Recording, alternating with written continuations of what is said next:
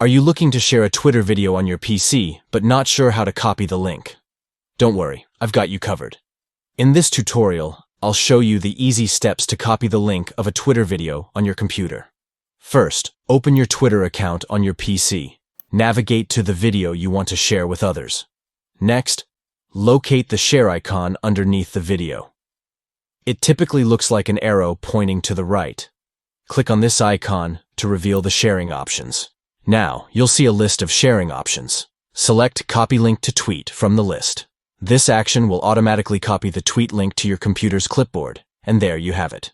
You've successfully copied the link to the Twitter video on your PC. You can now share this link with your friends, colleagues, or on other social media platforms. Copying the link of a Twitter video on your PC is as simple as that. So next time you come across a video you want to share, just follow these steps and you'll be all set. Thanks for watching and happy sharing.